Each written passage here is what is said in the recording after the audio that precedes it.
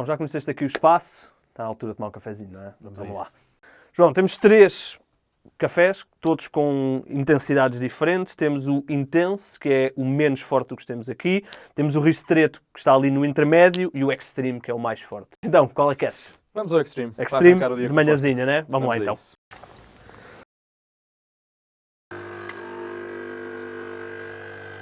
Bem, cafés tirados, tomados, vamos lá arrancar com o episódio.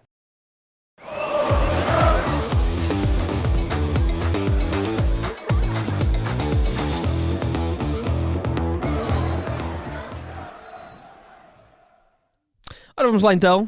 João, mais uma vez bem-vindo.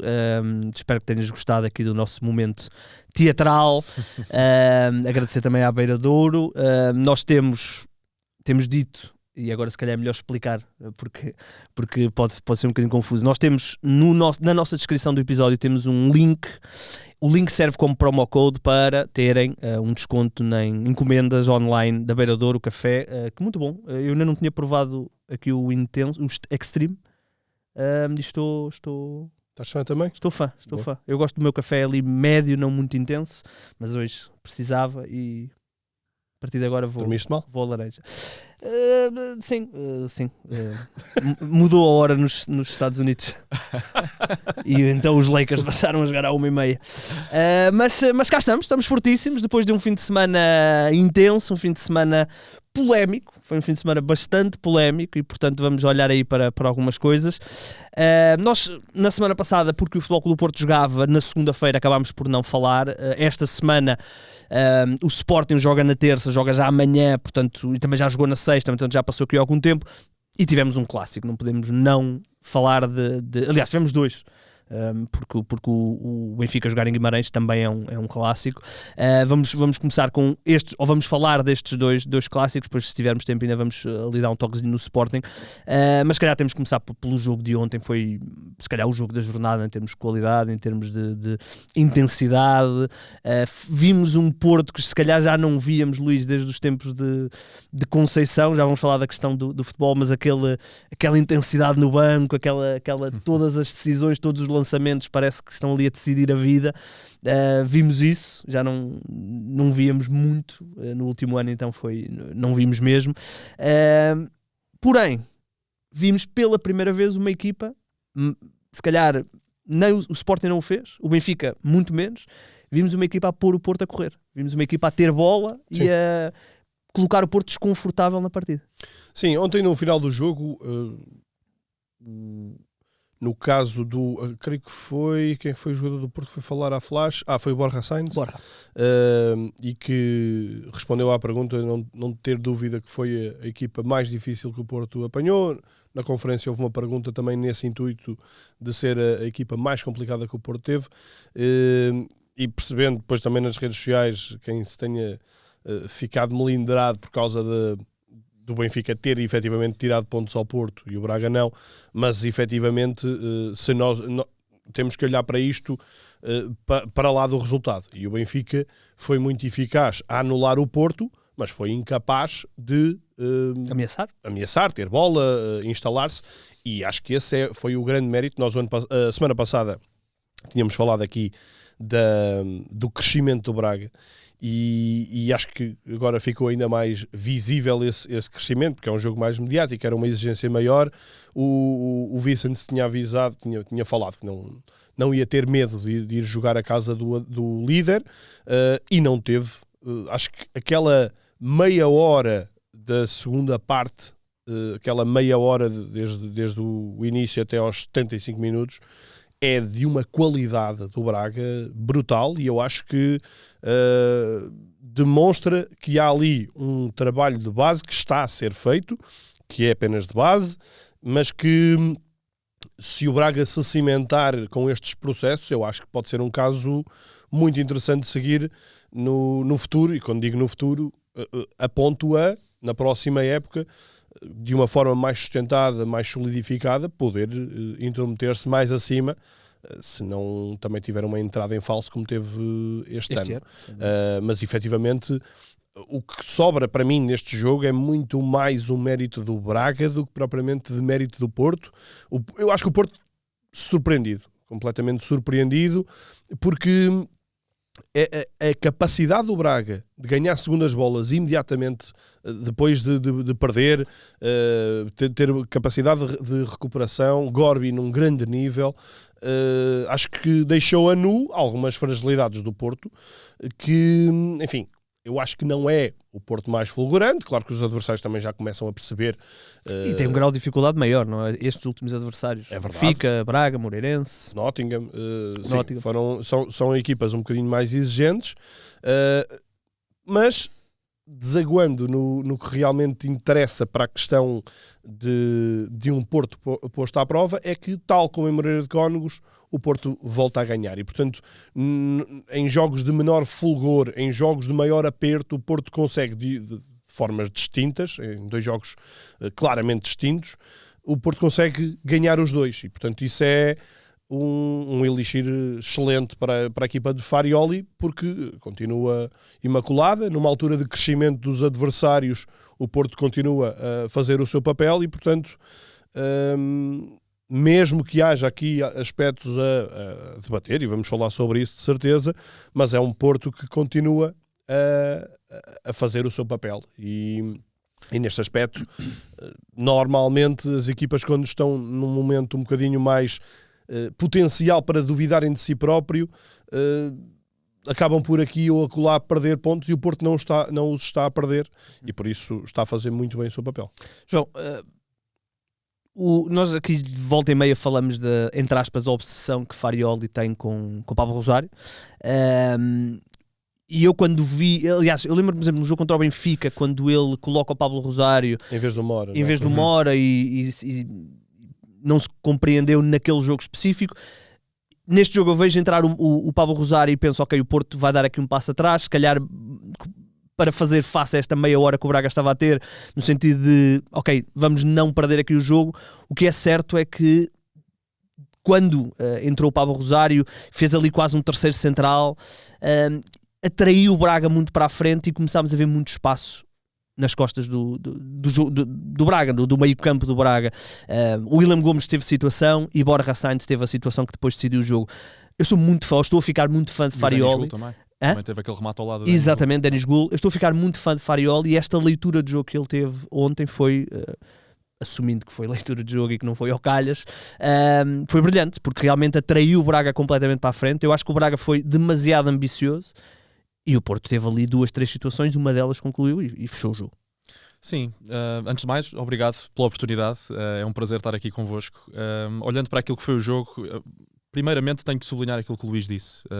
A posse de bola e a qualidade da posse de bola do Braga foi extraordinária. Eu cheguei a estar durante a segunda parte a coçar a cabeça e pensar, eu não me lembro honestamente, nem Benfica, nem Sporting, irem ao Dragão fazer aquela circulação de bola, com aquela tranquilidade, com aquela qualidade. E depois foi até gostava de ver, tirando, sei lá, um City ou o Liverpool, por exemplo, tirando equipas de que topo, equipa não é? conseguiu ter 69% de posse de bola ou mais no Dragão. E era isso que eu ia dizer. Não só ficou na retina a qualidade, apesar de, e já lá vamos, achei que o Braga falta qualquer coisa ali para ferir. A circulação está ótima, mas depois ou falta presença na área para o cruzamento sair, ou aquele passe de ruptura. Há lá um lance muito bom do Navarro, mas ele acaba por estar por cima. Foi a única um bom hipótese. Avançado faz golo. Um bom avançado faz golo ali, foi a sensação com que eu fiquei também. Mas o figure final 69-31 é uma brutalidade num jogo no Estádio do Dragão, e é este Porto. Isto não é um Porto qualquer. Não é o Porto do ano passado. Não é o Porto do ano passado, não é o Porto, já houve Portos menos fortes. Isto é um Porto que vai embaladíssimo, e conceder esses quase 70% de posse de bola é extraordinário, e acho que tem que se pegar pela qualidade do Braga mais do que por outra coisa, porque também é merecido e justo. Olhando à parte estratégica da segunda parte, que estavas a mencionar há bocadinho, Igor, eu sou sincero, eu acho que a estratégia do Farioli esteve lá, acho que ele tinha esse objetivo, mas eu não consigo ver que o Porto tenha acabado por ganhar o jogo por causa disso. O Porto, objetivamente, se nós olharmos para o lance do segundo golo, acaba por ser fortuito. Não é propriamente mérito de construção, não é um contra-ataque extremamente bem desenhado, uma coisa rápida, relâmpago. É um passe que rasga as linhas, mas que objetivamente ia para os pés, acho que era do Vítor Gomes, acho que sim. Acho que era, só que ele deixa-se antecipar porque o Borja Sainz é rato, estava fresquinho e apanhou ali a bola e conseguiu fazer o golo. O Farioli acho que pensou isso, ele percebeu que o Braga estava a conseguir fazer aquele carrossel, andar de um lado para o outro com muita facilidade. Eu até senti que o Porto estava a morder, estava a tentar agarrar a bola, mas o carrossel estava com muita qualidade. Gorbi, Moutinho depois, o Dorgeles. Exatamente, portanto, muita qualidade, os jogadores todos a circular muito bem. Salazar também joga muito. Salazar joga muito, se bem que eu acho que ele esteve melhor em Alvalade do que ontem. Sim. Mas fez um grande jogo também. E eu acho que ele põe... Ricardo Horta continua a dizer. Está a ficar senhor. Está a ficar um senhor e já não é só aquele jogador que é rápido por fora ou de fora para dentro ou que aparece muito bem nas zonas de finalização. Tu vês onde é que ele vai muitas vezes iniciar a construção. E é o conhecimento do jogo. Ao lado do João Moutinho. Não é? É o conhecimento do jogo. Já se nota isso no Ricardo Horta. Eu acho que isso também traz muito ao jogo do Braga. Mas já lá está, percebendo a dimensão estratégica que o Farioli quis trazer para o jogo naquele momento, eu sinto que o Braga continuou a conseguir fazer a circulação, começou-se a sentir as pilhas a fraquejar, mas lá está, o que fica é isso, é o Porto. É engraçado porque nos momentos críticos consegue. Eu estava a sentir o mesmo que estavas a sentir, o Braga estava a conseguir, não é encostar o Porto, mas estava a conseguir criar ali muitas dificuldades, mas eu estava a sentir que o golo ia aparecer desta forma, não num erro individual, porque o William Gomes teve 2 lances onde entra na área com bola controlada, só que o William Gomes depois quer sempre a mesma coisa e então o RMB conseguiu tapá-lo sempre bem. Houve esse lance do Denis Golo, ou seja, eu estava a ver o jogo e estava a pensar, o Porto vai marcar num contra-ataque, porque o Braga está muito descontrolado. O Lelo não fica, o Víctor Gomes não fica, muitas vezes. Eu lembro-me de um dos contra-ataques antes do golo, que é o que termina com o remate do William Gomes. A certa altura na área estavam 5-3, 5 do Porto, 3 do Braga, ou seja, com tanta qualidade o golo poderia acabar por aparecer. Eu estava a sentir isso, por acaso. Sim. Mas eu vou um bocadinho ao encontro do que tu dizias. Eu acho que o Farioli ganha este jogo, com todas as dificuldades que ele teve para lidar com este adversário muito mais refinado e muito mais corajoso também. Acho que o jogo em Alvalade marca aqui uma viragem do Braga. Mais do que as vitórias europeias, é o jogo em Alvalade, aquela forma como a equipa se comporta na segunda parte. E aqui é um Braga completamente confiante, convicto. Era um Braga que já não sofria golos há muitos jogos. E está num excelente momento em termos de convicção, em termos de qualidade e de convicção. Acho que, de facto, este aparecimento mútuo do Ricardo Horta com o Salazar eleva muito este Braga. Mas a questão das substituições, eu quando vejo o William Gomes a sair, penso, o que o Porto agora precisava era de um William Gomes a entrar. Exato. E muitas vezes foi o decisor de jogo esta temporada e naquele caso a opção do treinador fez com que depois o Porto não tivesse um William Gomes, mas tinha Borja Sainz. Ainda assim, se vocês se lembrarem, tirando os lances do William Gomes no início da segunda parte, mas aí são lances mais individuais, os 2 lances ofensivos, ou as 2 grandes oportunidades que o Porto cria na segunda parte, são todos fruto dos jogadores que entraram. O primeiro é uma recuperação de bola do Paulo Rosário no meio campo, em que ele depois entrega para um jogador que agora não me estou a lembrar quem é. Gabri Veiga, talvez. Capaz de ter sido. Não foi, acho que não era o Gabri Veiga, era um jogador que já estava em campo e que depois o Denis Golo é que acaba com o remate. Portanto, 2 jogadores que entraram. E depois no lance do golo, aí sim, os 2 espanhóis que também entraram e que têm esse mérito.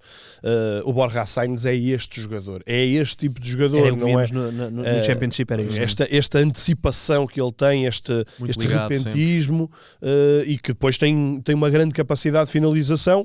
Portanto, um jogador diametralmente oposto a William Gomes, mas com uma eficácia muito assinalável. E portanto eu acho que o Farioli ganha ali o jogo dessa maneira, porque nós podemos falar das pilhas do Braga que começaram a falhar, é verdade, mas eu associo muito mais à entrada do Pablo Rosário, em que entra para o meio campo para dar mais robustez ao meio campo, para dar maior andamento ao meio campo e para depois o Porto conseguir lidar muito melhor com o Braga, porque o Braga, a partir do momento em que o Pablo Rosário entra, acho que posso estar aqui a falhar alguma coisa em termos de minutos, mas o Braga não queria mais nada. É porque o Rosário fez aquela posição híbrida, recuava para a terceira central, libertava mais o Alberto, e depois este Futebol Clube do Porto tem uma segurança defensiva muito grande, não é? Nós sentimos, e este foi o primeiro golo que eles sofreram em casa. Em casa, certo. Em casa foi o primeiro golo. Tirando o primeiro golo. O Estrela Vermelha até marcou, mas... No campeonato é o segundo golo que sofrem. Não, tinha-se fui com o Moreirense. Alvalade, Moreirense agora. Mas acho que é o primeiro golo que sofrem que não é uma carambola. Que não é ou um autogolo. Sim. É o primeiro golo mais limpo. Se bem que pronto, é uma bola parada, mas... Exatamente.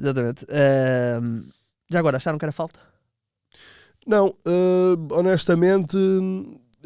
percebo a dúvida, acho que é totalmente intencional. Sim. O bloqueio, o Lagerbilk, não é? Lagerbilk fazer aquele bloqueio no Alberto, acho que é no Alberto. Sim, no Alberto, fazer aquele bloqueio, mas a verdade é que quando a bola, eles estão os dois ali a agarrar-se, e quando a bola parte, ele sabe que está no sítio certo, deixa-se ficar, está parado, portanto não se mexe, e o Alberto não consegue, quando dá conta que já preciso de ir ao outro e já não consigo lá chegar, tenta desesperadamente tirá-lo da frente e acaba por cair. Não marcavas falta? Não marcava falta. Também não marcava. Eu também concordo. É um bocadinho isso. No momento em que o Alberto se apercebe que tem que ir lá resgatar o lance, senão a coisa vai correr mal, ele na verdade já não está a fazer nada. O bloqueio é logo no início, não é a seguir. Sim. Portanto eu não marcava. Olha, focando aqui no Porto, Rodrigo Mora é titular e até marca, marca, no sentido que estava no sítio certo à hora certa. Até tinha-me dado jeito que tivesse sido o Samu, porque eu tinha o Samu na aposta ZZ. Portanto, sai aos 57 minutos, mantém-se esta tradição de quando Mora joga, sai muito cedo. Porém, quero falar desta dupla, Alan Varela e Froholt. Esta foi a primeira vez que eu vi um jogo do Porto onde o Froholt não pareceu dois jogadores. E isto tem muito a ver também com a forma como o Braga colocou o Froholt a correr de tal forma que ele não conseguia estar em dois sítios ao mesmo tempo, como às vezes parece.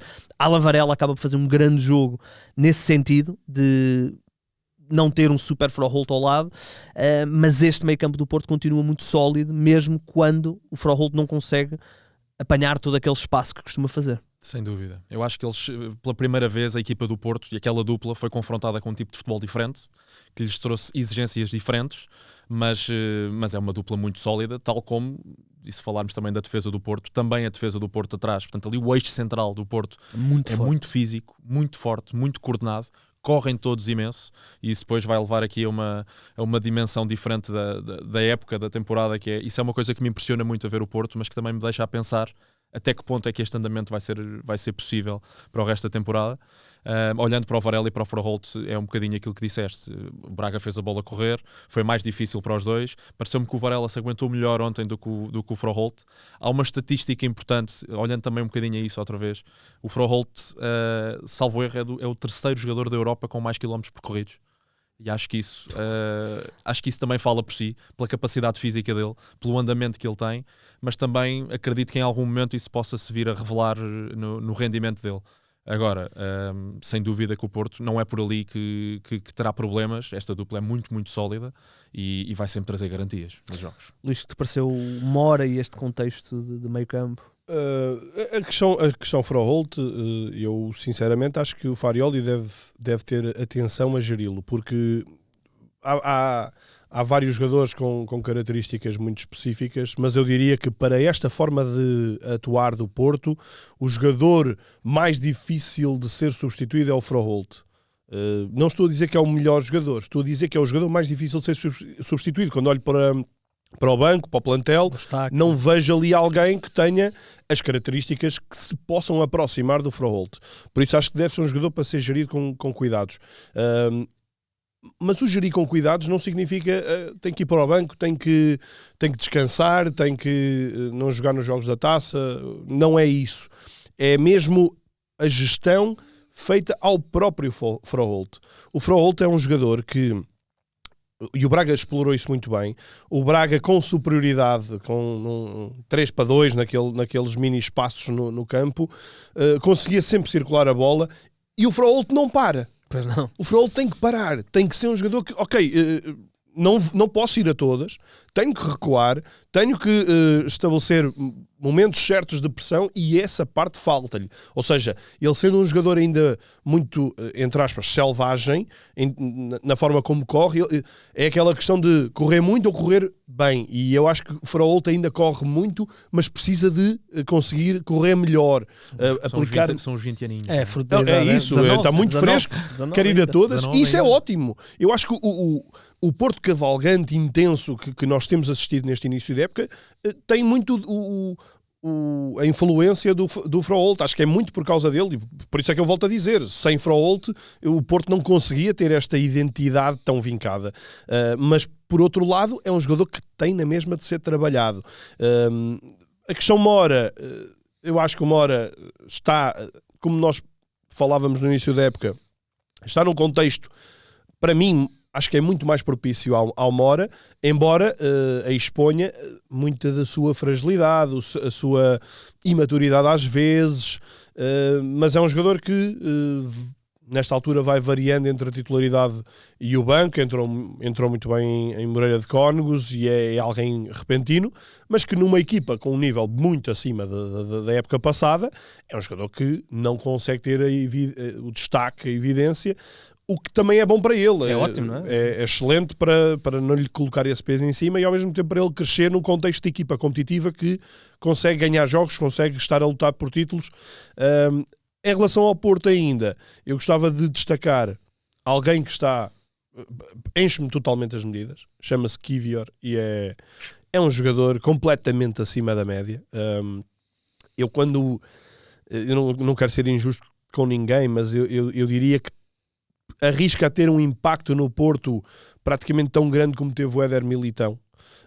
É um jogador de facto com uma solidez muito grande. Até diria que em relação ao Éder Militão era alguém que tinha uma passada tão larga que conseguia muitas das vezes anular outras coisas ainda imaturas, não é? Fruto da idade. O Kivior, não tendo uma passada assim tão larga como tinha o Éder Militão, mas é alguém com uma leitura extraordinária, com uma capacidade também de entrosamento com o Bednarek notável. Parece que jogam há vários anos. Eu não sei se eles jogam na seleção algumas vezes, não sei se isso também traz muita influência ou não, mas acho que é um jogador com uma qualidade muito acima da média. Depois, ao reverso da medalha... É estranho até como é que um central esquerdino, 25 anos, ok, não vingou no Arsenal, mas como é que depois ninguém naquela esfera Premier League...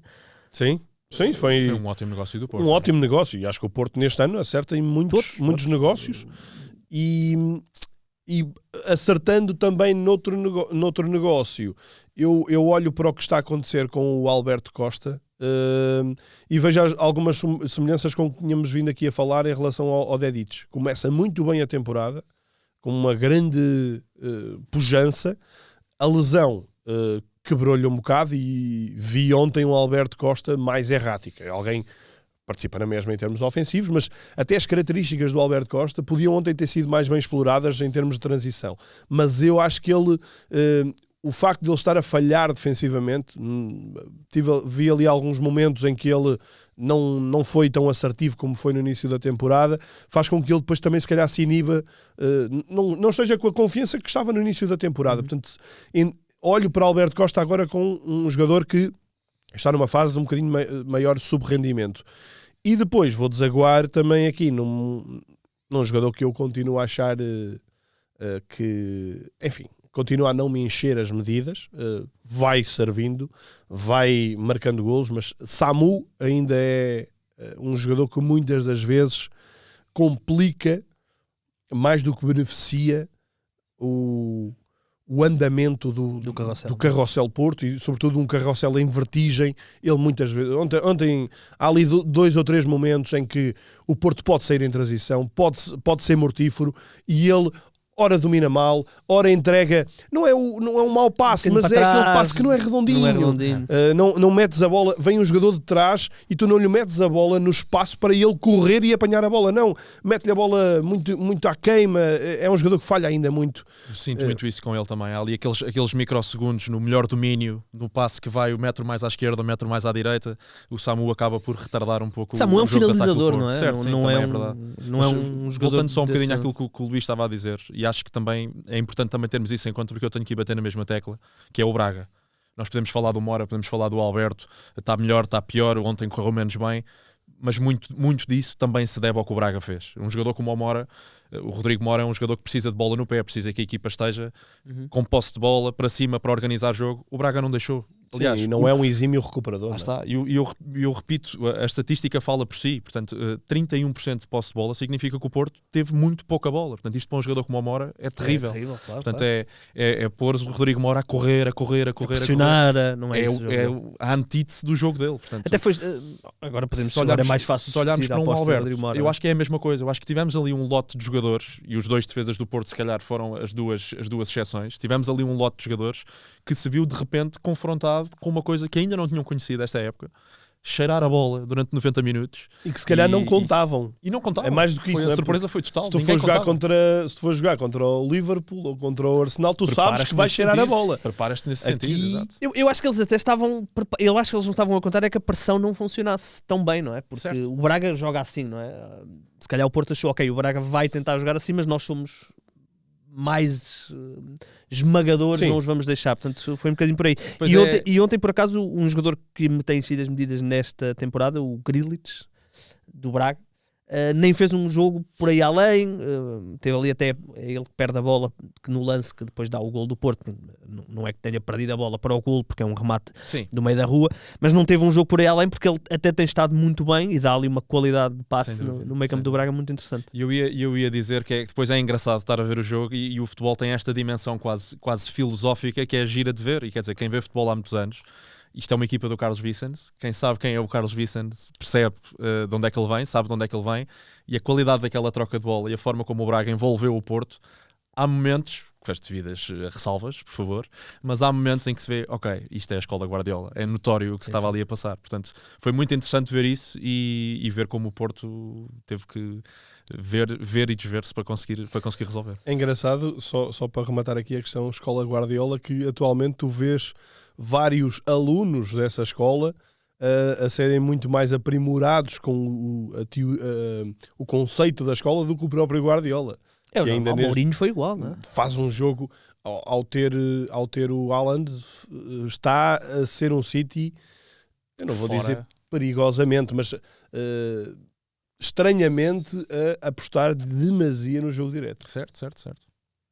Sim, vimos isso com muitos treinadores, não é? O Mourinho, o Guardiola, chega ali a uma altura que tu ou te reinventas e não é sempre fácil. Não é? E o Guardiola até teve por exemplo, mais até que o Mourinho, o Guardiola, utilizando sempre uma ideia base que é esta, não é? A ideia base do Guardiola, ele até se conseguiu adaptar bem aos sítios onde esteve, não é? Ao Barcelona, onde tinha aquele tinha Messi, adaptava o ponta de lança, era o Fabregas, depois vai para o Leverkusen, para o Bayern Munique, tem Lewandowski, portanto adapta-se a um jogo com Lewandowski. Agora no City, numa primeira fase não tinha Haaland, portanto adaptou-se a uma forma e agora a outra, só que depois também chega uma altura que ele já está com 50 e muitos, 60, não é? Sim, agora começa a entrar nesse momento, é mais difícil olha, nós não temos cá o Renato, as melhoras para o Renato.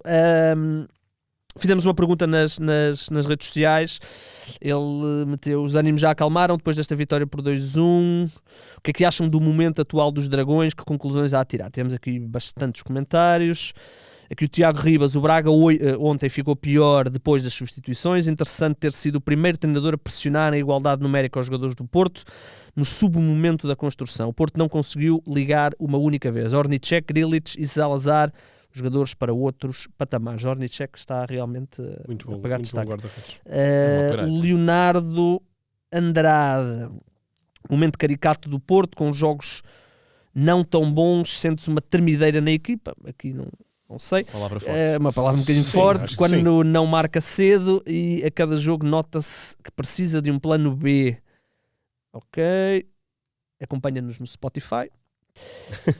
O Tiago Ribas: quando o Porto entra em organização defensiva no meio campo defensivo, tem sempre muitas dificuldades, porque é uma equipa expectante, não pressionante, defende apenas com uma linha de 3 na linha média. Ok.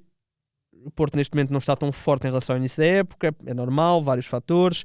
Um ponto onde não concordo é que por vezes não darem de mérito também aos adversários. Aqui temos dado bastante mérito ao Braga.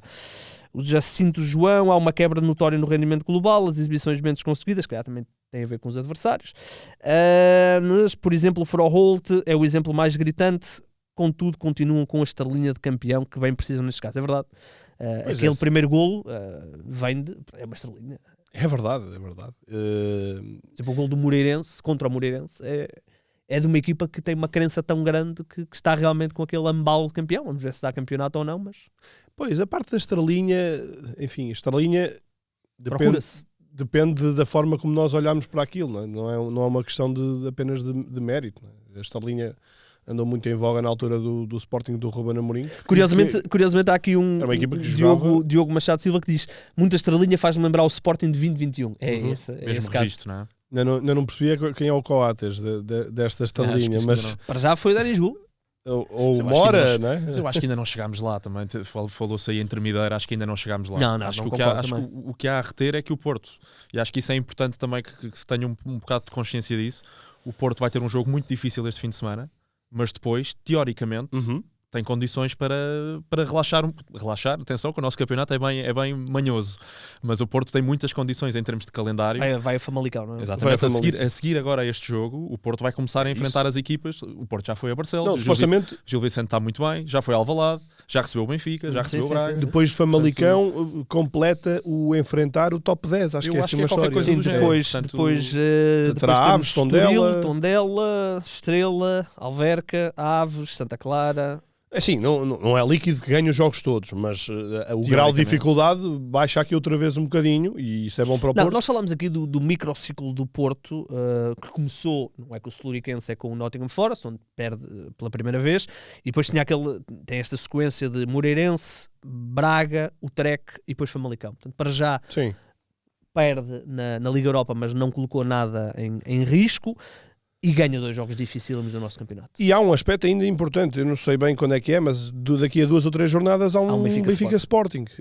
E o Porto, fazendo o seu trabalho, vai outra vez beneficiar, ou vai neste caso beneficiar de algum adversário perder pontos, e portanto as coisas estão muito favoráveis. Não quero estar já a falar em maio, não é? Mas pelo menos para o Porto acabar a primeira volta, não só na liderança, mas com um conforto bastante grande, pelo menos para um dos adversários, porque alguém vai perder pontos nesse jogo, sim. E não estou a ver o Porto a perder muitos pontos também não. Até ao final da primeira volta. Eu gosto contudo sempre de fazer exercícios de retrospectiva, porque já vamos tendo todos muitos anos disto a ver campeonato, e eu cruzei-me com uma estatística, um Fediver, que dizia que o Porto, eu não tinha isso na minha cabeça, a ideia psicológica não era essa. O Porto, há um ano, na mesma jornada, também tinha 9 vitórias, mas tinha uma derrota, que tinha sido em Alvalade. E hoje tem 9 vitórias e um empate. Portanto, olhando para... Há um ano com o Vítor Bruno? Exatamente. Portanto, é curioso pensar como o Porto... Muito engraçado. Quando uma pessoa pensa como é que o Porto acabou o ano passado, a verdade é que há um ano, por esta altura, também se olhava para o Porto. O Sporting estava embaladíssimo, ok? Mas olhava-se para o Porto diferente, de uma forma diferente. E eu lembro-me que no final da primeira volta, ali perto da passagem de ano, o Porto se ganha na Madeira. Exatamente. O jogo adiado. Portanto, isto muda muito depressa. O Porto em dezembro e janeiro foram terríveis. Exatamente. E aí foi ao charco. Isto muda muito depressa, mas a verdade é que o Porto está aqui numa posição muito favorável. Isso está. Sim, mas ok. Sim, se olharmos só para o campeonato, será isso. Porque eu estou-me a lembrar, perdeu no Bodo Glimt, né? Logo na primeira jornada. Perdeu com o Nottingham agora. Também. Mas acho que foi logo na primeira jornada. Diz? O Bodo Glimt... Não, o Porto é que ficou a jogar com um a mais contra o Bodo Glimt. O Porto ficou a jogar com um a mais e sofreu 3-1 e depois chegou a fazer o 3-2, acho eu. Eu acho que há uma aura diferente. É isso. Acho que se sente uma aura completamente diferente. Com todo o respeito para Vítor Bruno, Farioli, até em termos de... Ainda que eu não esteja a gostar um bocadinho deste lado mais bélico que começou no jogo contra o Sporting, com aquela história dos penaltis e não sei o quê, não tenho gostado. Agora veio dizer que tenho que começar a dizer aos meus jogadores para tentarem defender sem encostar nos adversários, porque qualquer falta nossa é cartão amarelo. Não sei, não estou... Mas a verdade acho que ele não se pode queixar. Eu percebo o que tu dizes, e eu também não gosto deste registro, mas a verdade é que nós, ainda há pouco estávamos a comentar em off, eu estava à espera de um campeonato um bocadinho mais pacífico em termos de discurso. Não é em termos de erros, pronto, erros acontecem, mas em termos de discurso, e eu acho que aqui o Porto sente-se um bocadinho na necessidade de também aplicar esse discurso, porque mesmo estando a ganhar, não quer perder aqui perante os adversários. Claro. O Porto faz muitas faltas, mas faz muitas faltas muito bem feitas. Aliás, neste jogo nem tanto, porque não as conseguiu fazer, mas no jogo contra o Moreirense nunca conseguia sair, porque o Porto era muito eficaz a fazer faltas, e as faltas fazem parte. Claro. E este Porto é um Porto muito agressivo, e isto é um sinal positivo. E isto é estratégico. Claro, claramente, assim que eles vão sair, E é uma estratégia completamente legítima, e acho que o Farioli aqui está mais a tentar, tal como o André Vilas-Boas que veio falar, está mais a tentar não sair por baixo dos adversários, porque o Benfica até os candidatos, até a Noronha Lopes fala das arbitragens, toda a gente fala de arbitragem. Sim, e eu honestamente não acho que o Benfica tenha qualquer razão de queixa nos últimos tempos de arbitragem, pelo contrário.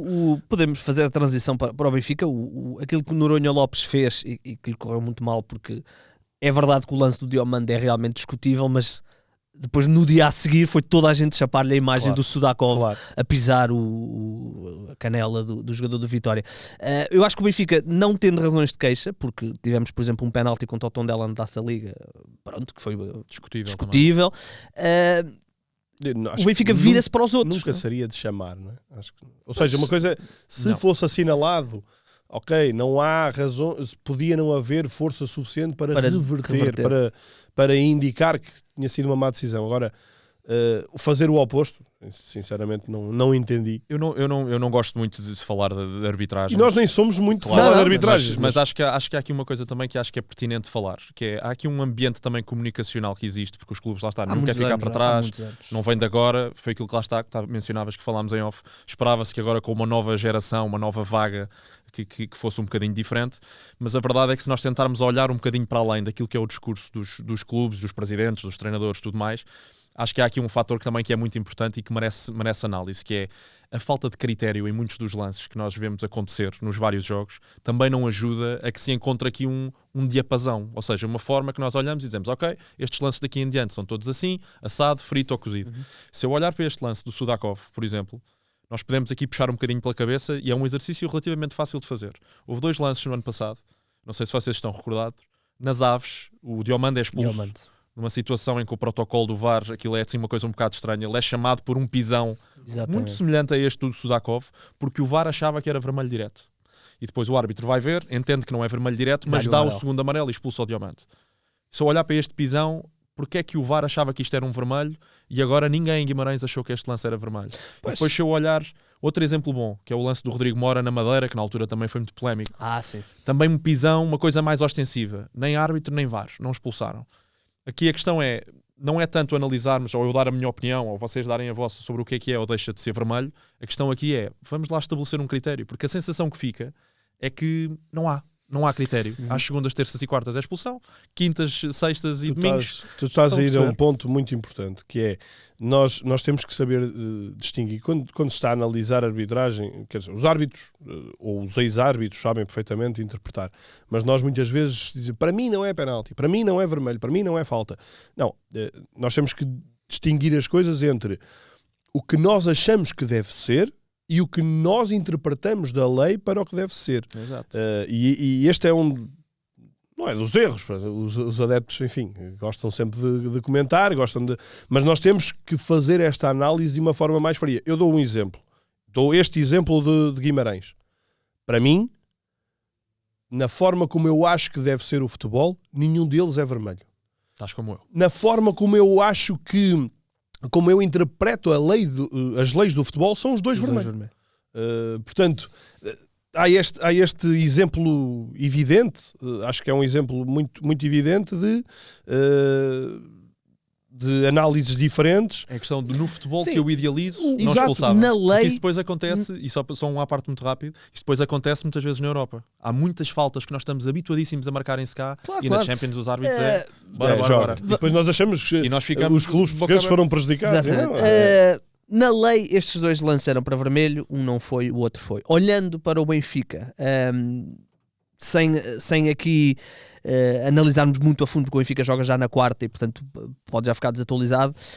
Novamente uma primeira parte muito pouco conseguida do Benfica, sem ideias, novamente naquele rame-rame, e depois eu estava a trocar mensagens com alguém de um outro podcast e estava-lhe a dizer, olha, eu estou a sentir que Prestianina ao lado do avançado, nas costas, pode ser interessante, e vejo que o Sudakov é substituído e penso, olha, exatamente, Prestianina, só que ele depois tira também o Prestianina para pôr o Barreiro. Tira na mesma altura até. Sai no intervalo. Sai os dois ao intervalo. E mete o Barreiro. E eu pensei, o Barreiro... O que é certo é que o Barreiro está transformado aqui num médio ofensivo número 10/9,5 que destruiu aquele Vitória naquele arranque de segunda parte, não é? Porque a intensidade com que o Benfica veio para a segunda parte, eu não sei se me preocupa mais se fosse adepto do Benfica a primeira parte ou se ficava mais entusiasmado com o arranque da segunda parte até ao lance da expulsão, porque depois o jogo ganha contornos diferentes. Sim, eu acho que eu tenho uma questão. Este fim de semana na hora eu não vi nenhuma das primeiras partes dos três. Pronto, então... depois vi os lances principais, mas não vi em nenhum dos casos, tive sempre coisas, vi sempre as segundas partes. E efetivamente a segunda parte, o arranque da segunda parte do Benfica é muito bom. Essa questão do Leandro Barreiro, desde logo é preciso desconstruir que não é algo de agora. Não foi o Mourinho. Já o ano passado, o Orsens, normalmente, quando o Benfica estava sem bola, o Benfica jogava em 4-4-2 e era o Orsens que juntava ao Pavlidis na pressão, mas quando não havia Orsens, ou quando o Orsens depois jogava em 1001 outras posições, era o Leandro Barreiro que fazia isso. E é um jogador que tem muita chegada. Ele o ano passado até faz um hat-trick completamente atípico. Inusitado. Foi Malicão, acho eu. Foi um jogo qualquer em casa. Da taça, uma coisa assim. Da taça, talvez, sim. E ele faz um hat-trick.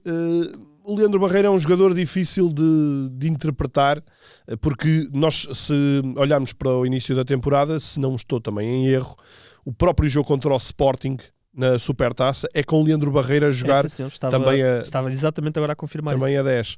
E, enfim, eu nunca consigo considerar que o Barreiro é um jogador para ser um 10 num jogo típico de futebol, de campeonato português, ou seja, num jogo contra uma equipa que joga baixo, contra uma equipa que vá ao Estádio da Luz defender. O Leandro Barreiro, acho que é difícil ser esse jogador, mas para este tipo de jogos em que o Benfica se está a bater com o Vitória, que também quer, ganhou confiança rapidamente, bateu-se bem na primeira parte, entra para a segunda parte com vontade de continuar naquela atuada, e de repente tem ali alguém que ajuda a abafar o adversário, que ajuda a recuperar rapidamente bola. Acho que tem muito a ver com isto. Tal como há pouco estávamos a falar, para mim, o segredo do Braga ontem estar tão confortável não foi a circulação, foi o que fez com que o Braga tivesse tanta vez a circulação, e foi um Gorbi posicionalmente sempre a ir buscar bolas, sempre a roubar a bola no momento certo, assim que o Porto tentava sair. E neste caso o Leandro Barreiro ajuda a um meio campo onde, eu acho que é justo dizê-lo, temos um Richard Rios a começar a subir finalmente de patamar e a jogar a um nível um bocadinho acima. Acho que o Enzo também faz um grande jogo, faz um grande jogo até na participação ofensiva, tem um belíssimo remate para uma defesa, remata também no terceiro golo, mas esse meio campo do Benfica mais musculado, acho que acaba por fazer ali a diferença num jogo em que era preciso de fato macaco, e o Benfica teve esse fato macaco que depois até se traduz numa vantagem mais confortável. Surpreendeu-te quando viste sai Sudakov, ok?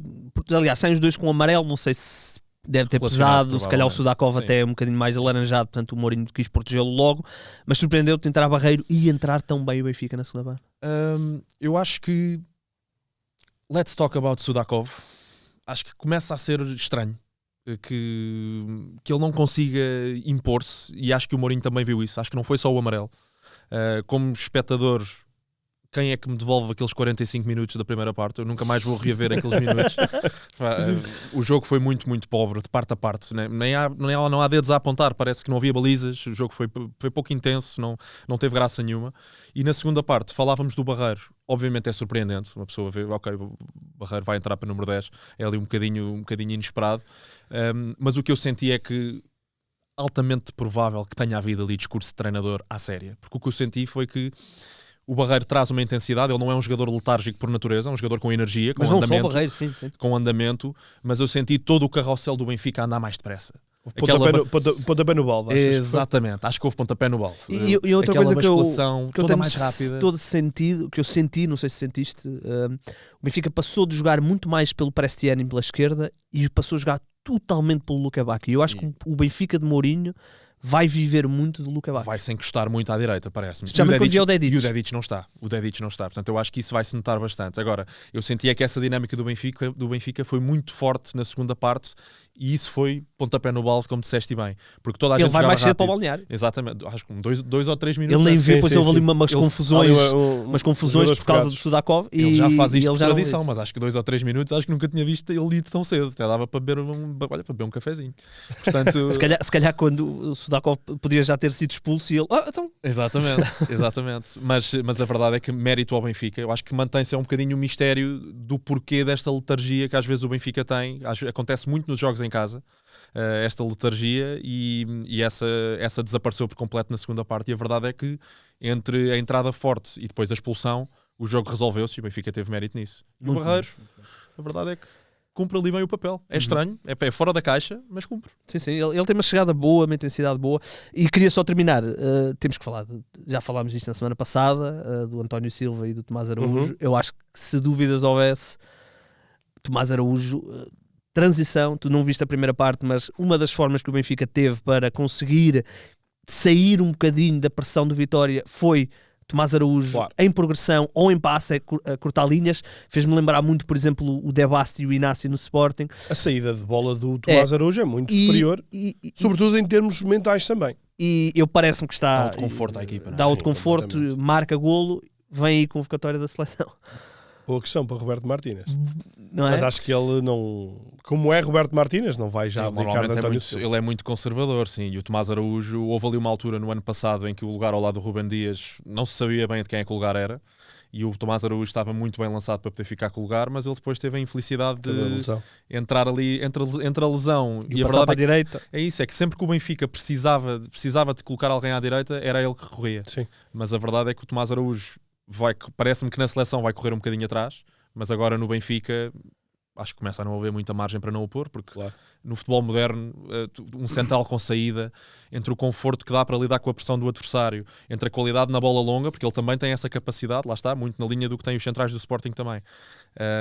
Acho que começa a não haver muita margem, e o Mourinho, astuto como é, e não é só raposa velha, eu acho que ele não vai ter problema nenhum em sentar o António se tiver que ser. Já sentou? E acho que não é só a saída, né? Acho não, esse é mais Tomás Araújo depois dá muita coisa em termos de impetuosidade, eu falei da saída porque objetivamente o António não tem tanto isso. Sim, ontem eu senti muito essa diferença. Sim, nota-se bastante. Eu só quero discordar de ti de uma questão que é, eu acho que o Dedic voltar é um problema para a solidez de direita do Benfica. Okay. Ou seja, eu acho que o Luca Bacchio é muito mais... vertigem. Descomprometido com essa vertente. Ele vai ser sempre um jogador que não vai acrescentar muito defensivamente. Ainda que várias vezes ele até... em determinados jogos, em determinadas situações, ele até fecha como quinto homem, mas normalmente ele é um jogador que e nem faz muito sentido, ele precisa estar um bocadinho mais à frente para depois ser lançado em transição, quando essa é a opção.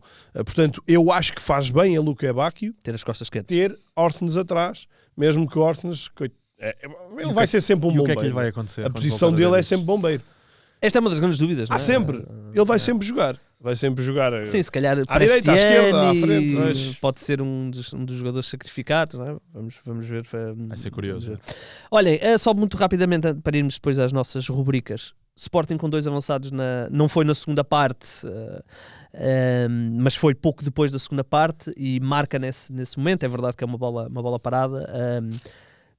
Não vamos aqui analisar o jogo que jogam já amanhã, mas achas que esta ideia de jogar com 2 avançados, num jogo em casa com o Alverca, num jogo em Tondela, num jogo na Vila das Aves ou em casa com o Aves, não poderia ser um bocadinho mais explorada por Rui Borges? Durante o jogo. Não de início. De início, acho... Portanto, Pote recuaria para 8...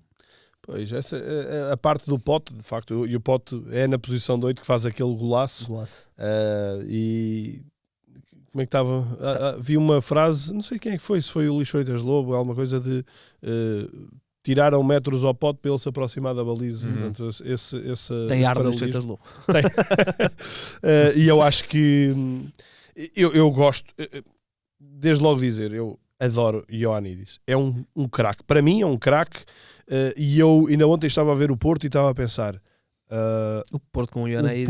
Ou o Ioannidis neste Porto faria... Acho que fazia toda a diferença. Obviamente o Samu ainda é um jogador em construção, é um miúdo com muito potencial, mas eu continuo a não o sentir peixe na água nesta equipa, e eu acho que um jogador como o Ioannidis, participativo, letal na mesma... E físico, ele enche-me totalmente as medidas. Acho que é... Atenção, estou a dizer isto e não consigo dizer ele é que deve jogar e Soares não. Porque acho que Soares também tem... Não estamos lá ainda. Ainda não estamos lá. Não, mas... Tirar o Soares não dá. Não dá. Mas acho que o Sporting... Esse foi o único... Já vinha com 4 ou 5 jogos a marcar, não é? E o Soares? O Soares. Sim. Eu acho que o Rui Borges tem ali duas opções de topo para uma realidade desta que estamos a falar, de clubes grandes portugueses. Acho que está muito bem servido. É muito difícil depois dizer que ou é um ou é outro. Portanto, até, entre aspas, é bom que o Sporting tenha alguns jogos de maior dificuldade em que possa fazer coabitar os dois ao mesmo tempo. E este foi um bom exemplo. Claro que é numa bola parada, mas o Ioannidis, mesmo em termos participativos, acho que é um jogador que acrescenta muito à equipa. Deixa-me só falar muito rápido das bolas paradas. Fala. Porque é uma coisa que me impressiona muito no Sporting. O Sporting, muito também por causa da quantidade absurda, porque é mesmo absurda, de futebol ofensivo, de volume ofensivo que o Sporting cria. O Sporting tem muitos cantos. E eu fico genuinamente impressionado com o desperdício que o Sporting faz dos cantos. O Sporting, eu tive o cuidado de ver e vou olhar aqui para as minhas notas, porque isso impressiona-me mesmo. O Sporting teve 10 cantos com o Alverca, 9 com o Tondela, 9 com o Estoril e 25 no jogo em Paços de Ferreira. Por acaso, quem faz os 2 golos de canto, os únicos 2 aproveitamentos, são do Ioannidis. Porque o Ioannidis tem essa dimensão física e esse jogo aéreo. Mas acho que é claramente uma coisa a rever. A bola parada, e acho que o Porto nisso tem que se olhar com esse louvor. O Sporting é forte na bola parada. Chegou a ser muito poderoso nisso. Sim. Quando tinha o Coates. E agora perdeu-se um pouco. Está a tentar fazê-lo com o Diomande. Nota-se que os cantos vão todos mais ou menos para a área do Diomande, mas ele não, por uma razão ou por outra, não está a conseguir esse aproveitamento. Dando notas muito rápidas do jogo só, eu acho que o jogo esteve... olhando um bocadinho para aquela frase, para aquele chavão que o Rui Borges criou quando chegou ao Sporting, acho que a atitude esteve lá, a inspiração nem tanto.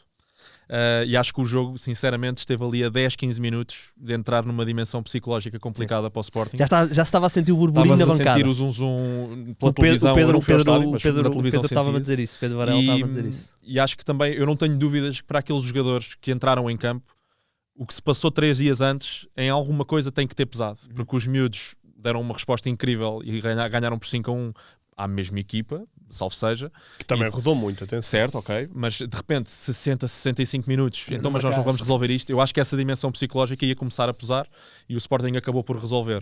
Olhando para os jogadores, Trincão está a baixar. Acho que começa a ser inequívoco. E é estranho porque ele depois não o tira nunca. Não o tira, mas eu acho que o Rui Borges tem isso. E com o Pote é a mesma coisa. E a verdade mas ele que... tirou. Sim, mas a verdade é que o Pote depois também tem isto. O Pote é, desde o início do jogo, nem sequer é uma questão de intensidade. É o Pote liga e desliga, liga e desliga, liga e desliga. Só que depois ao virar da esquina, lá está o golão e não há grande coisa a dizer. E acho que há uma coisa que cada vez é mais clara. Não se notou tanto com o Alverca, notou-se mais com o Tondela, mas acho que se nota, acho que isso dá o tal conforto à equipa. O Diomande é outra loiça. Gosto muito do Debast, gosto muito do Inácio, são ótimos jogadores, muita qualidade com bola, mas o Diomande quando encosta parece que os assuntos morrem logo ali. Isso, portanto, é a patrão. É a patrão. Ele tem lá um lance onde faz um corte na área, até um bocadinho in extreme já, para arriscar até o possível penalti, e eu mandei mensagem logo ao Pedro Varela a dizer isto com o Diomande é outra lance, porque tu sentes uma segurança muito diferente. Deixa-me só dizer isto, eu vi muitas pessoas a falar de jogarem os dois e davam o exemplo do Gyökeres e do Paulinho. Só havia uma questão, era que nessa altura, quando jogava Gyökeres e Paulinho, não tinha havido ainda a explosão do Trincão. Havia muito aquela coisa do Trincão intermitente, ele até era o Edwards até que lhe tinha tirado o lugar, mordiam os calcanhares uns ao outro, não sei o quê, então dava para jogar com o Paulinho e com o Gyökeres. Agora já não podes tirar Trincão ao Pote, podes recuar ao Pote, portanto é uma equação interessante para o Rui Borges e certamente ele sente-se é uma opção feliz. interessante, porque se calhar pensou-se quando o Ioannidis veio que é substituto direto do Suárez, Depois de mas um a verdade ano é que neste inteiro. esquema de jogo interior com muita envolvência e com a necessidade de presença física que o Sporting vai ter em muitos jogos, sobretudo agora que está a chegar o inverno, cria-se aqui uma opção interessante, porque o Ioannidis, objetivamente, ele pode andar só por ali e vai sempre aportar alguma coisa à equipe. Sim, É um jogador muito móvel, bom toque de bola, físico, jogo aéreo, está a demonstrá-lo, portanto acaba por ser um reforço muito, muito interessante. Ora bem, vamos lá então. Não temos Renato, mas ele deu-me o desenterrado. Só não me deu foi grandes pistas. Mas eu chego lá. Podes meter aí o separador. Ora bem, o desenterrado desta semana, tu estás nervoso? Estás a ganhar contra alguém? Contra os candidatos, acho que virei todos. Ok, muito bem, Vamos muito lá, bem. vamos lá. Então, vamos lá então. Isto é um médio. Caroglan. É logo direto. Espero que seja alguém que jogue, não é? Joga sim, senhor. Ainda joga. Joga sim, senhor. É um médio defensivo de 35 anos Okay. que é brasileiro, joga atualmente em Portugal, numa equipa não da Primeira Liga. Já em Portugal já passou por Beira-Mar, Chaves, Assis. Nossa. Beira-Mar, eu Isto, começo quer logo dizer, a ferver. Como é que é Assis. possível? Joga no Trofense. Joga não é? no Trofense. Trofense, que já chegamos a esta conclusão que é Trofense. Trofense. Eu ainda estava a ligar o motor e tu já estavas despachado. Espetáculo. Trofense, não é? Tu dizes que é Trofense. Aliás, nós temos uma pessoa da Trofa que diz que é Trofense. Depois diz. Ok. Enfim. Sim, é verdade. Assunto João, pá, eu O Assis, que teve, que foi o mítico jogador que rejeitou ir para o Porto. rejeitou ir para o Porto e foi para o Braga. E foi para o Braga, Havia uma exatamente. proposta de 1 milhão. Já não me lembro ao certo qual é o contexto, mas ele vai para o Braga e, e depois não se afirma no Braga. Era nos Chaves do Jorge Simão que ele Chaves, Jorge brilhava. Simão, exatamente. E depois vai para o Braga ali no mercado de janeiro. Com e... o Jorge Simão. Acho que Com o Jorge ele Simão, vai também. exatamente. E havia essa... E, aliás, ele próprio já disse numa entrevista ao 00 que rejeitou a tal ida para o, Sim, para o sim. Porto. Aliás, na altura houve essa história que ele teve mesmo reunido com o Pinto da Costa, esteve nos escritórios Onde é que está o Jorge Simão, by the way? Está a treinar? Olha, está... Não faço questão, ideia, não mas sei. vou-te já dizer, olha, um bom desenterrado. Chegou a ser treinador da moda. Chegou a ser treinador da moda. Chegou. Eu gostava dele. Quando ele esteve no Braga, eu achei que ele ia... Está desempregado. pronto.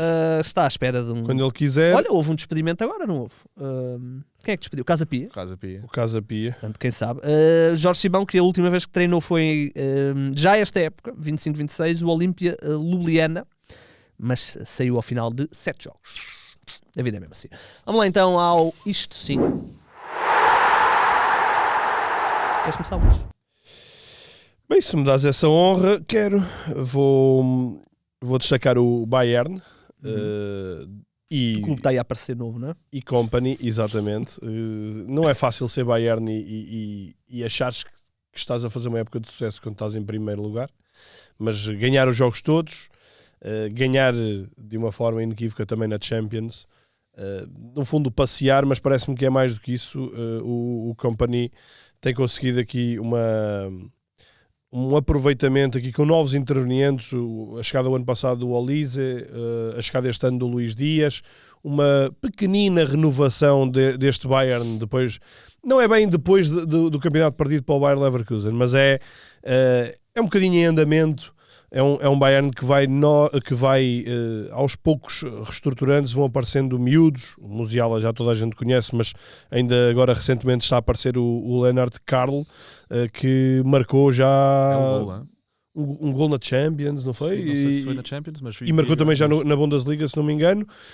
Portanto, o Company também de uma tal escola que já falámos aqui, a poder catapultar outra vez um Bayern vencedor com ótimos jogadores e com esta tal transição, a saída, por exemplo, do Thomas Müller, que não era um titular, mas que era alguém com muito peso, a não se sentir. E esta depois já é uma equipa com muitos jovens e dos quais o pai é um tal de Harry Kane. Eu nem sei quantos gols é que o homem tem, mas está a ser pornográfico. 2025 acho que é um gol por jogo. Ele tem 25 gols em 18 jogos esta época. impressionante. E é engraçado porque tu falaste do Musiala, o Musiala ainda não jogou este ano, porque teve uma lesão gravíssima e vamos ver quando é que vai recuperar. Portanto, ainda há mais esse jogo a ser colocado. Pronto, é o meu isto sim, é este surgimento do Bayern que rebentou com o Bayer Leverkusen esta jornada, e eu sinceramente fiquei muito surpreendido porque o Hjulmand, o treinador do Bayer Leverkusen, poupou o Grimaldo, que é a grande estrela nesta altura do Leverkusen, para jogar na Luz. Portanto, abdicou deste jogo em Munique. Abdicou. Terá tentado ganhar, mas abdicou. Claramente a pensar nesse jogo da Champions. Deixa-me só referir que no Bayern Munique há um miúdo que já foi convocado 2 vezes, ele ainda não se estreou, mas já foi convocado para a Champions e para o jogo com o Dortmund, que é português, que é o David Daiber, que tem tripla nacionalidade, portuguesa, luxemburguesa e Alemanha. Portanto, está na altura, se ele for bom, está na altura de começarmos a chamar aí para alguma... Ele é internacional jovem por Portugal, portanto é sub-17. Está no radar. Estará no radar, portanto vamos ver. Eu ainda não vi jogar. Martínez não é fácil. Não vejo. Para Euro 2028. Não, estou a falar sub-21, sub-20. Sim. Se o Cristianinho consegue, porque é que não há de conseguir aqui o David Daiber? João, só dizer que terça-feira vai haver um PSG Bayern. Jogasse. Final antecipado. Eu sei que dá o Sporting à mesma hora, mas se não for à hora, se calhar este é um jogo para ver depois. Não, sem dúvida. É um grande jogo. Bom, teu isto sim. Meu isto sim, inevitavelmente, Palmeiras e o Abel. Mais uma final da Libertadores em circunstâncias absolutamente dramáticas e heroicas. Eu acho que por cá temos às vezes um bocadinho de tendência para desvalorizar um bocadinho o que se passa na América do Sul. Não tanto o Brasileirão, que acho que já se começa a ter noção da intensidade e da qualidade que ali se praticam, mas esta equipa do Equador, do Liga Deportiva Universitária de Quito, exatamente. Isto é uma equipa que, se calhar, nós cá ouvimos este nome e sorrimos assim um pouco de lado, descartamos, mas é uma equipa que já ganhou uma Libertadores. Não será certamente um equipão, mas depois há uma particularidade muito ganhou curiosa. Recentemente tem duas. Altitude, não é? Era isso que eu ia dizer. Ganhou 2 sul-americanas recentemente. Sim, uma delas com o Renato Paiva. Espero não estar a cometer nenhuma gafe. E essa questão da altitude não pode mesmo ser desvalorizada. Portanto, Quito, a cidade de onde esta equipa é quase 3.000 metros de altitude e é tradicionalmente difícil lá ir jogar. Isso já foi inclusivamente discutido. Se faz sentido continuarem a jogar lá. Se faz sentido continuarem a jogar lá, e a própria forma como as equipas têm que adaptar a sua estratégia, porque equipas que fazem do seu jogo correr muito não se dão bem ali. Focando outra vez no Abel, passar de 3-0 para 4-0, portanto para 4-3 neste caso, é absolutamente heroico e acho que já merece aqui um louvor particular, porque aquela conferência de imprensa muito emocional, com a presidente do Palmeiras a fazer questão de a interromper para dizer, olhos nos olhos, que ele é o melhor treinador da história do Palmeiras. Eu acho que isto é um trabalho que vai ficar para a história. Vamos ver se fica por aqui. Pode ganhar tudo ainda. O Abel ainda pode ser, não só tem a Libertadores que pode ganhar, vai disputar a final com o Flamengo. O campeonato também está ali taco a taco com o Flamengo, mas acho que vai sempre ficar para a história o trajeto incrível do Abel no Palmeiras, e isso tem que ser louvado. Calma, não me batam, não ganhou nada o Renato Paiva, mas ganharam recentemente. Portanto, aposto que já estava aí gente a escrever. Já estava, comentários. É possível. Desculpem lá, uma pessoa não sabe tudo sobre futebol. Mas sei que Quito é a capital do Equador. Fui ver agora, capital do Equador. Muito bem. Renato, Gonçalo, mete aí isto não. Não, podes começar tu, até porque o teu assunto é poderoso. É poderoso, acho que toca no coração de qualquer adepto de futebol. O Boa Vista desistiu dos distritais e neste momento não tem uma única equipa sénior a competir. Para mim, que tenho quase 40 anos, acho que para vocês também, crescemos a ver o Boa Vista, inclusivamente campeão nacional. Foi aí o clube que quebrou o molde tradicional dos 3 grandes forobelenenses que já estava lá para trás. É muito triste ver entre diferentes, entre a SAD e o clube, castigos, dívidas, tudo mais. É muito triste chegarmos a este ponto e acho que também acho que é um momento também importante para o próprio futebol português refletir no seu todo, porque acho que já não, em pleno século XXI e com o negócio do futebol, com a dimensão e com a magnitude a nível social que tem em Portugal, acho que já não há condições para chegarmos a um ponto em que um clube com este estatuto em Portugal chega a este sítio. Portanto, acho que é um isto não para mim muito, muito claro. Sim, eles estavam aí com... era uma questão de tempo até eles desistirem, porque eles estavam com as faltas de comparência, porque Sim. não conseguiam ter jogadores para jogar, por causa do impedimento de inscrições. Alguns clubes até permitiram adiar os jogos, mas, por exemplo, o clube dos adeptos, né, o Panteras, foi um dos que se recusou e disse não. E, portanto, falta de comparência. A terceira falta de comparência é excluído. Acho que é a terceira, se não estou em erro. Espero estar a dizer isto bem. E, portanto, o Boa Vista... era uma questão de tempo, porque se não tens jogadores não ias conseguir jogar. Então, são situações muito complicadas, e tu disseste bem, com o volume de negócio que já há no futebol, tu tens que tomar já... O problema do Boa Vista é que são tantas más decisões ao longo de tantos anos que quando chegou a fatura para pagar, já não dava. Mas há outros, infelizmente, não é? Setúbal, enfim. Mas aí é um contexto diferente, não é? Ou seja, certo, mais antigo. Há sempre vários, temos tido vários episódios todos diferentes.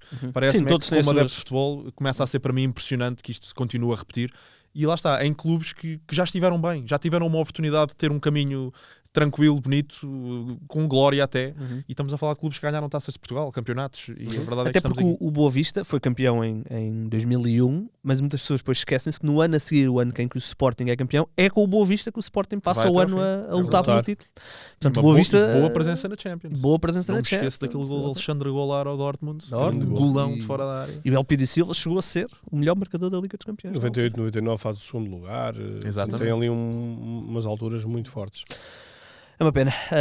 Luís? O meu isto não, eu peço desculpa porque é um bocadinho de repetição da época, acho que foi a semana passada que eu falei disto, mas teve um novo capítulo, e o meu isto não, no fundo, é o Wolverhampton e a Tosun, o grupo, que está a ser altamente criticada. Portanto, despediram o Vítor Pereira.